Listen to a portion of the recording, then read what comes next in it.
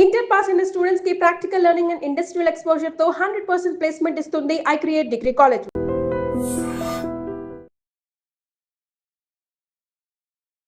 నమస్కారం గురుగారు. శ్రీమాత్రే నమః. శ్రీ గురుభ్యో నమః. గురుగారు, ప్రతి ఒక్కరు కూడా చెప్తూ ఉంటారు ఇంట్లో నిత్యం దీపారాధన చేస్తూ ఉండాలి అని చెప్పి.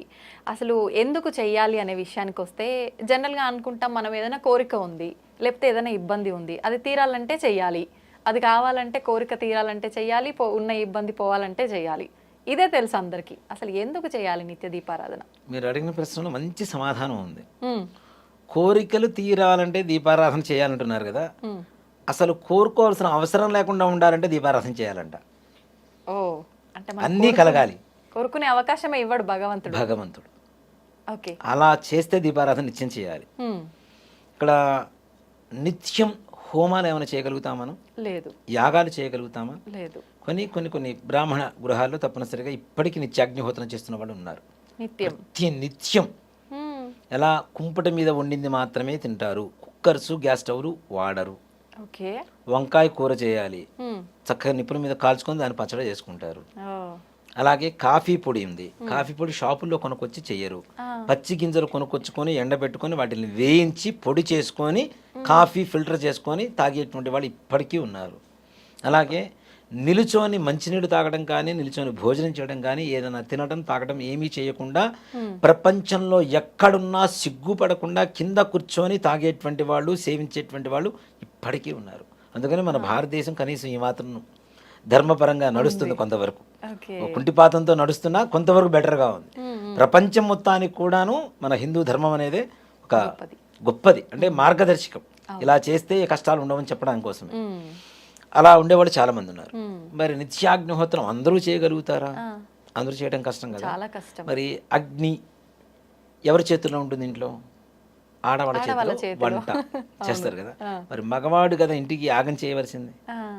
హోమమైనా, యజ్ఞమైనా, యాగమైనా ఇంటి యజమాని చేయాలి. అందుకని దీపారాధన ఎలా చేయాలి అంటే, దీపారాధన చేయడానికి కావలసినటువంటి అన్ని సౌకర్యాలు ఇంటి ఆడవాళ్ళు సిద్ధం చేసి ఉంచితే మగవాళ్ళు దీపారాధన చేయాలి. నేను రెడీ చేసుకుంటాను, ఇంట్లో ఆడవాళ్ళు ఉన్నా నేను చేసుకుంటానంటే కాదు. ఆడవాళ్ళు ముందుగా ఈ మొత్తం సిద్ధం చేసి పెడితే మగవాళ్ళు వచ్చి దీపారాధన చేయాలి. మరి వాళ్ళకంటూ వాళ్ళే చేసుకొని చేస్తారు, లెక్కలోకి రాదా గురు? ఎవరు? ఆడవాళ్ళు. వాళ్ళే అన్ని సిద్ధం చేసుకొని పూజ. నిజంగా మాట చెప్పాలి అంటే అలా చేసుకోవడం అనేది, చేయడం అనేది ఇక్కడ భార్యాభర్త కలిసి చేస్తూ ఉంటారు యాగం అనేది. అవునా? భార్య ఆల్రెడీ దీంట్లో ఒక భాగం అయిపోయిందని చెప్పడం కోసమే సిద్ధం చేయమని చెబుతున్నాం. ఓకే. దీపారాధన ఎందుకు చేస్తాను? నిత్యం హోమం చేసేటువంటి అవకాశం లేదు కాబట్టి నిత్యాగ్నిహోత్రమే దీపారాధన. ఓకే. మగవాడు దీపారాధన వెలిగిస్తున్నాడు, దానికి కావలసిన సౌకర్యాలు మొత్తం ఆడవాళ్ళు చేస్తూ ఉంటే భార్యాభర్తలు కలిసి యాగం చేసినట్టా కాదా? అవును, అవును. ఇంట్లో రోజు హోమం జరుగుతుంటే ఇంట్లో ఏమైనా కష్టాలు ఉంటాయా? ఉండవు కదా. అందుకనే దీపారాధన నిత్యం చేయాలి. నువ్వు దేవుణ్ణి కోరికలు కోరుకోవాల్సిన అవసరం లేకుండా ఉండాలి అంటే నిత్యం దీపారాధన చేస్తే చాలు. అది కూడా నిజంగా చెప్పాలంటే దీపారాధనలో కూడా చాలా విశేషమైనటువంటి ఇవి ఉన్నాయమ్మా. ఆవు నెయ్యితో దీపారాధన చేస్తాం. అంటే దేవతలకి దేవానాం ఆద్యమాహారం అని చెప్పి శాస్త్రం చెబుతుంది. అంటే దేవతలకు ఆహారం ఏమిటి అంటే నెయ్యి, ఆవు నెయ్యి, అదే ఆహారం అని చెబుతుంది.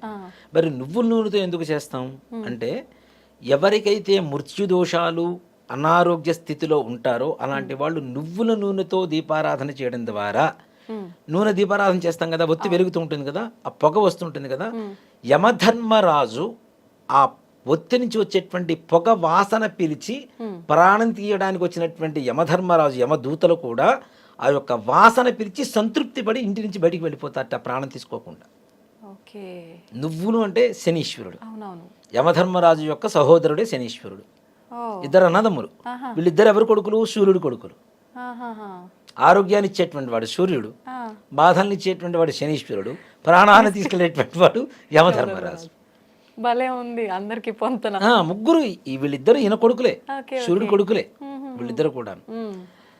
నీలాంజన సమాభాసం రవిపుత్రం అంటే సూర్యుడు కొడుకు. యమ అగ్రజం, యముడి కంటే పెద్దవాడు.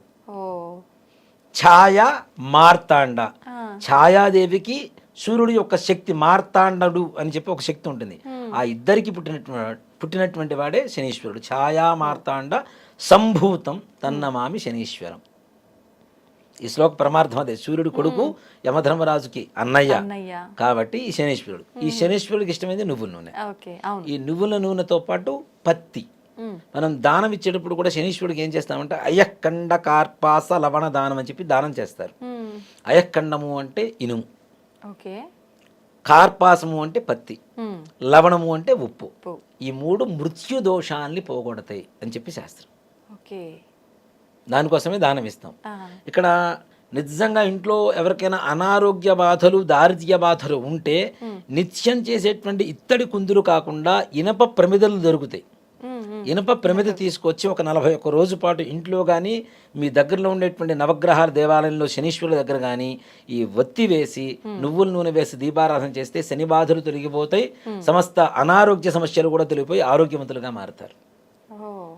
నిత్యం దీపారాధన చేయడం ద్వారా ఏమవుతుంది, మనకి కోరికలు కోరుకోవాల్సిన అవసరం ఉండదు, ఇంట్లో బాధలు ఉండవు, ఇంట్లో యజ్ఞం చేస్తున్నటువంటి ఫలితం కలుగుతుంది. అలాగే రోగ బాధలు ఏవైతే ఉంటాయో అవన్నీ కూడా వినాశనం కలిగి సద్గతి కలిగి మంచి ఆరోగ్యవంతులుగా తయారవడానికి దాని నుంచి వచ్చేటువంటి పొగ ఏదైతే కారణమవుతుందో అది కారణమవుతుంది. దీనివల్ల యమధర్మరాజు కూడా మృత్యు దోషాలు కూడా పోతాయి. అందుకనే దీపారాధన చేయాలి. మనం కోరుకుంటాం 41 రోజు దీక్షగా దీపారాధన చేస్తాను, 42 రోజు మానేస్తాను, చీకటి పెడతాను అంటే బొట్టు లేని నుదురు, ముగ్గు లేని ఇల్లు, ధ్వజస్తంభం లేని గుడి, గురువు లేని చదువు, దీపారాధన లేని ఇల్లు, ఇవన్నీ శ్మశానంతో సమానం. మొత్తం శ్మశానంతోనే సమానం ఇవన్నీ. శ్మశానంలో ముగ్గు ఉండదు, దీపం ఉండదు, అవునా? ఇంకేముంటాయి? ఒక సామెత కూడా ఉంది, వద్దులే, చెప్పండి. శ్మశానం ముందు ముగ్గు రాజకీయ నాయకులకు సిగ్గు ఉండదు అని. అదొక నానుడి అనమాట. కాబట్టి ఇవన్నీ లేనివి శ్మశానంతోనే సమానమని చెప్తారు. అందుకని నిత్యం దీపారాధన చేయాలి. అది కూడా దీపారాధన ఎలా చేయాలి, పొద్దున్నే చేయాలి. అంతకుముందు మనం చెప్పుకున్నాం స్నానం ఎలా చేయాలి, ఏ సమయాల్లో చేయాలని. పొద్దున్నే చీకటి అంటేనే మనకి చెడు నాన్న. ఇప్పుడు నలుపుని దేనికి వాడతారు ఎక్కువగా? ఎక్కడైనా చనిపోయినప్పుడు ఒక బ్యాడ్జీ తగిలించుకుంటారు, లేదా నల్లటి వస్త్రాలు వేసుకుంటారు. పూర్వకాలంలో నల్ల బొట్టు పెట్టుకున్నారు అంటే వాళ్ళ ఇంట్లో ఏదో అశుభం జరిగిందనే అర్థం, లేకపోతే నల్ల బొట్టు పెట్టరు. నిత్యం కుంకుమ, ఎర్రటి కుంకుమ లేదంటే ఎర్రటి బొట్టు పెట్టుకుంటారు. కానీ నల్ల బొట్టు పెట్టారు, నల్లటి వస్త్రాలు వేశారు అంటే వాళ్ళ ఇంట్లో ఏదో సూతకమో ఎవరో చనిపోయారనో ఏదో అశుభమనో దీనికే పరమార్థం చెడుకి. అలాంటిది తెల్లవారుజాము 4 ఎలా ఉంటుంది? చీకటిగా ఉంటుంది. అంటే రాక్షస శక్తులు ప్రబలేటువంటి సమయం. అందుకని ఆ సమయంలో దీపారాధన చేస్తే దీపం నుంచి వచ్చేటువంటి వెలుతురు ద్వారా ఉండేటువంటి దుష్ట సంహారం జరిగిపోతుంది.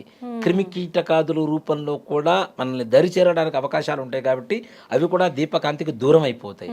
అలాగే సంధ్యా సమయంలో చేస్తాం, సాయంకాల సంధ్యాదీపం అంటాం. సంధ్యా సమయం కూడా అదే సమయం కదా, అంతా చీకటి వస్తూ ఉంటుంది. ఆ చీకటి మనల్ని కబళించబోతుంది అన్న సమయంలో దీపం పెడితే చీకటి పోయింది కదా, అంటే చెడు పోయింది, మంచి వచ్చింది, వెలుతురు వచ్చింది.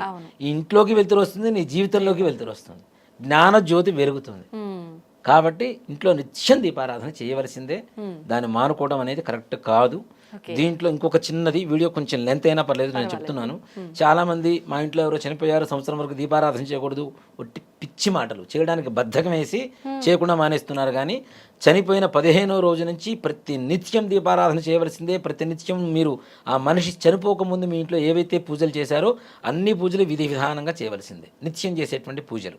కానీ సంవత్సరం వరకు సృష్టి అంటారు కదా కదా. ఇప్పుడు బాగానే ఉందమ్మా, ఒక మనిషి చనిపోయాడు, చనిపోకముందు నిత్యం స్నానం చేస్తా, మంచి బట్టలు వేసుకుంటా, మంచి ఫుడ్ తింటా, రోజు పూజలు చేసుకున్నా. మనిషి చనిపోయిన తర్వాత ఫుడ్ తింటా, స్నానం చేస్తా, మంచి బట్టలు వేసుకుంటా, దీపారాధన మాత్రం చేయను. నీకు మాత్రం అన్నీ కావాలి, దేవుడు మాత్రం మూలబడి ఉండాలంటే ఎలా?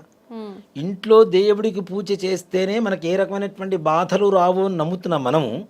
దేవుణ్ణి మూలపడేస్తే సంవత్సరం పాటు ఇంకెన్ని బాధలు అనుభవించాలి? నిజమే.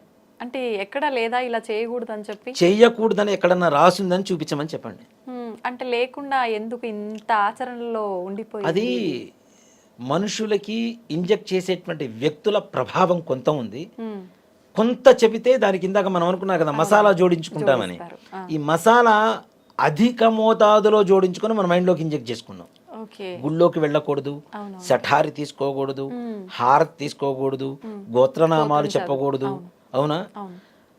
పెళ్ళి ఎవరైనా చనిపోయిన తర్వాత సంవత్సరం లోపల అమ్మాయి పెళ్లి చేయమని చెప్తారు. నిజం. మరి అప్పుడు గోత్రనామాలు చెప్పరా? విఘ్నేశ్వర పూజ చేయరా? కొబ్బరికాయ కొట్టరా? దీపారాధన చేయరా? కన్యాదానం చేయరా? తలంబ్రాలు పోసుకోరా? వాళ్ళ ఇంట్లో వ్రతం చేసుకోరా? ఇది ఈ పుట్టింటి అమ్మాయి కదా అత్తగారింటికి వెళ్ళి వ్రతం చేసుకుంటుంది. మరి అక్కడికి వెళ్ళి వ్రతం చేసుకోవటం లేదా? వాళ్ళ ఇంట్లో శ్రావణ మంగళ గౌరీ వ్రతాలు ఉంటే చేసుకోరా? శ్రావణ శుక్రవార వ్రతాలు ఉంటే చేసుకోరా? మరి అవన్నీ ఎందుకు పనికొస్తాయి? ఎట్లా పనికొస్తాయి? నిజంగా నాకు ఈ డౌట్ ఎప్పుడు ఉండేది గురువుగారు. మరి అవన్నీ పనికొస్తాయా లేవా? మరి అవన్నీ పనికొస్తున్నప్పుడు కన్యాదానమే చేయండి అని చెప్పినప్పుడు ఇదంతా తీసి పక్కన పెడతాం. ఒక మనిషి చచ్చిపోయిన తర్వాత వెంటనే చేసే పని ఏంటి? నెత్తిన దీపం పెడతాం. నిజమే. శవం ఒక్కరు ఉన్నప్పుడే నెత్తిన దీపం పెట్టినప్పుడు శవం పోయిన తర్వాత 15 రోజులు మైలైపోయిన తర్వాత ఇంట్లో దీపం పెట్టుకోవడానికి ఏమైందమ్మా? ఇప్పుడు నెత్తిన దీపం పెట్టడం ఎందుకు గురువుగారు? ఏంటి అది? ఒక పెద్ద సబ్జెక్టు, అది తర్వాత చేద్దాం మనం తప్పనిసరిగా. ఇంట్లో నిజంగా ఒక కర్మ చేస్తాం కదా, కర్మకి వెళ్ళి వచ్చిన తర్వాత ఈ కర్త కర్మ చేయడానికి శ్మశానానికి వెళ్తాడు. వెళ్ళొచ్చే లోపల దీపం ఇంట్లో రెడీగా పెట్టారు. ఆ దీపాలను చూసి నమస్కారం చేసుకొని లోపలికి వెళ్ళి భోజనం చేయాలని చెప్తారు. మరి అప్పుడు దీపారాధన మనకు వస్తుందిగా. కర్మ చేస్తున్న సమయంలో ఇంట్లో దీపారాధన చేస్తున్నప్పుడు కర్మ అయిపోయిన తర్వాత దీపారాధన చేయడానికి ఏమాయి రోగం? తప్పేం కాదు కదా అది. మరి తప్పనిసరిగా మనం ఒక మనిషి పోకముందు ఏవైతే మన జీవన విధానం ఉందో అదే విధానాన్ని తప్పనిసరిగా ఆ మనిషి చనిపోయిన తర్వాత 15 రోజులు కర్మ అయిపోయిన తర్వాత మైలైపోయిన తర్వాత తప్పనిసరిగా యథావిధిగా నిర్వర్తించుకుంటూ వెళ్ళిపోవచ్చు. కాబట్టి నిత్య దీపారాధన అనేది ఇప్పుడు మా ఇళ్లలో దేవతార్చన అని శివలింగాలు ఇవన్నీ ఉంటాయి. ఈ 15 రోజులు ఎవరన్నా చనిపోయి ఉంటే మాకు మా బంధువులు ఎవరో చనిపోయారు, మాకు మైలు వచ్చింది, ఈ 15 రోజులు వేరే వాళ్ళ ఇంటికి పంపిస్తాం, వాళ్ళ ఇంట్లో అభిషేకం చేయమని. 15 రోజులు అయిపోగానే మళ్ళీ తెచ్చుకొని మేము అభిషేకం చేసుకుంటాం. సాక్షాత్ మా ఇంట్లోనే మా అమ్మగారు చనిపోయారు, మా ఇంట్లో దేవతార్చన ఉంది, ఆ 15 రోజులు వేరే వాళ్ళ ఇంటికి పంపిస్తాం. 15 రోజులు అయిపోయిన తర్వాత నా శివుడిని నేను తెచ్చుకుంటా, లేకపోతే నాకు బాధ. అంటే ఆపకూడదు, ఏది ఆపకూడదు. మనం మాత్రం నిత్యం మంచిగా ఉంటాం.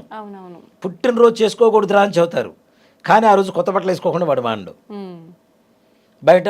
ఇవాళ మా ఇంట్లో మా అమ్మగారు చనిపోయారండి, మా పిల్లవాడు పుట్టినరోజు చేసుకోకూడదు అందుకని బయట చేసుకుంటున్నాడు. మరి బయట చేసుకుంటే ఒకటి, ఇంట్లో చేసుకుంటే ఒకట, అంతే కదా, తప్పు కదా అది. మరి కాబట్టి అలాంటివి ఏమీ లేవు, చక్కగా చేసుకోవచ్చు. విశేషమైనటువంటి పూజలు వ్రతాలు ఏవీ చేయకూడదు. అంతేగాని ఇప్పుడు నువ్వు చనిపోయిన తర్వాత కాశీకి తీసుకెళ్ళి అస్థికలు పోస్తున్నావు, సాక్షాత్ పరమేశ్వరుని దర్శనం చేసుకొని వస్తున్నావు. అసలు శవాన్ని తీసుకెళ్తుందో శ్మశానాన్ని తీసుకెళ్తున్నావు, శ్మశానంలో ఉండేది శివుడు. శ్మశానం నుంచి డైరెక్ట్ ఇంటికి రాకుండా శివాలయానికి ముందు స్నానం చేసి శివాలయానికి వెళ్ళి దర్శనం చేసుకుని ఇంటికి వస్తున్నావు, అది శివాలయం అవుతుంది. ఇవన్నీ కూడా వద్దు. కర్మ చేసినటువంటి కర్త 13వ రోజు దేవాలయానికి వెళ్ళి నిద్ర చేస్తాడా లేదా? మరి అలాంటప్పుడు దేవుడికి గుడికి ఎందుకు వెళ్ళకూడదు? మరి ఎవరో ఏదో చెప్పారు, మనం నమ్మేసుకున్నాం, ఏదో ముక్కు మూసుకొని కళ్ళు మూసుకొని చేసుకుంటూ వెళ్ళిపోతున్నాం అంటే ధర్మం కాదు కదా అది. ధర్మాన్ని ధర్మంగా పాటిస్తేనే ధర్మంలాగా ఉంటుంది, ఆ ధర్మం మనల్ని కాపాడుతుంది. అది కానీ ఇది మార్చలేమేమో గురువు గారు. మారుస్తాను మన గ్యారంటీ. నేనైతే దానికి గట్టి సంకల్పం కంకణం కట్టుకొని తిరుగుతున్నా నేను, గట్టిగా మార్చాలి అంటే నిజం తెలియాలి జనాల్లోకి. ఇది మార్చాలి అంటే మనం ఏదో అభూత కల్పన చేయడం లేదు, అబద్ధం చెప్పడం లేదు, ఉన్నది సత్యం ఇది. నా దగ్గరికి ఎవరు వచ్చినా నేను గట్టిగా వాళ్ళతో పోట్లాడి మరీ చెప్తా, నువ్వు చేయి దీపారాధన, చేయకపోతే నీకు పాపం వస్తుంది, గ్యారంటీ నిజంగానే పాపం వస్తుంది. రోజు పిల్లవాడికి అన్నం పెడుతూ మన ఇంట్లో పిల్లవాడు ఎవరు చనిపోయారని చెప్పి 15 రోజులు అయిపోయిన తర్వాత అన్నం పెట్టకుండా మానేస్తామా? మరి ఇంట్లో దేవుడు కూడా మనవాడే కదా. ఇప్పుడు దేవుణ్ణి రా పోరా రారా అని చెప్పి పిలిచిన భక్తులు ఉన్నారు, అవునా? భక్త రామదాసు తీసుకుందాం. నీ అబ్బ సొమ్ము అనుకున్నావా, నీ అత్త సొమ్ము అనుకున్నావా, నీ మామ సొమ్ము అనుకున్నావా అని చెప్పి డైరెక్ట్ పిలుస్తూనే ఉన్నాడు ఆయన, అవునా? అంటే మనం ఓన్ చేసుకున్నాం కదా, మన సొంత ఇంట్లో మనిషిలాగానే మన ఓన్ పర్సన్, అవునా? మన కుటుంబంలో ఒక సభ్యులాగానే మనం ఓన్ చేసుకున్నాం. మనం ఓన్ చేసుకున్న ఒక సభ్యుడికి ఎవరో చనిపోయారని చెప్పి భోజనం పెట్టుకుంటే ఎట్లా ఉంటాం మరి ఇంట్లో? తప్పు కదా. గురుగారు, నిత్య దీపారాధన చేయాలి అని అంటే ఆడవాళ్ళలో ముఖ్యంగా వచ్చే సందేహం, డైలీ తలస్నానం చేసే పూజ చేయాలా? అక్కర్లేదమ్మా, ఆడవాళ్ళకి ఆ నియమం లేదు. నిజంగా ఒక మాట చెప్పాలంటే నిత్యం తలస్నానం చేసి దీపారాధన చేయాలి అంటే ముందు ఆరోగ్య సూత్రాలు పాటించాలి కదా. అది తుడుచుకోకుండా తడితడిగా ఉండి, ఇప్పుడు చాలా మంది మడి అని చెప్పి తడి బట్టలు కట్టుకొని తిరుగుతుంటారు. మడి అనేది ముఖ్యంగా మనసుకు సంబంధించింది. ఒక శ్లోకం ఉంది కదా, చిత్తశుద్ధి లేని శివ పూజలేల, ఆత్మశుద్ధి లేని ఆచారమదయేల, భాండశుద్ధి లేని పాకమదయేల, విశ్వదాభిరామ వినురవేమ. చిత్తశుద్ధి లేకుండా శివ పూజలు చేసినా, ఆత్మశుద్ధి లేకుండా ఆచారాలని చెప్పినా, నిన్న వండిన గిన్నెను కడగకుండా మళ్ళీ ఇవాళ అన్నం వండినా ఏవి ప్రయోజనం లేవు కదా. మరి చిత్తశుద్ధి ఉండాలి, ఆత్మశుద్ధి ఉండాలి, ఆ తర్వాతనే ఆచారాలు. కాబట్టి మనం దేవుడి దగ్గర పూజ చేస్తున్నాం, మ్మ్. దానికి స్నానం రోజు తల స్నానం చేయాలంటే చేయాల్సిన అవసరం లేదు. ఓకే. అలా అలా నియమం అంటూ ఏమీ లేదు, ఎక్కడ కూడా లేదు. ఓకే. నిజంగా అసలు మీకు సాటి ఎవరు రారనే అయ్యో. చెప్పాలి గురుగారు. నేనైతే అద్భుతంగా వివరించారు. ధన్యవాదాలు గురుగారు. శ్రీమాత్రే నమః. శ్రీ గురుభ్యో నమః.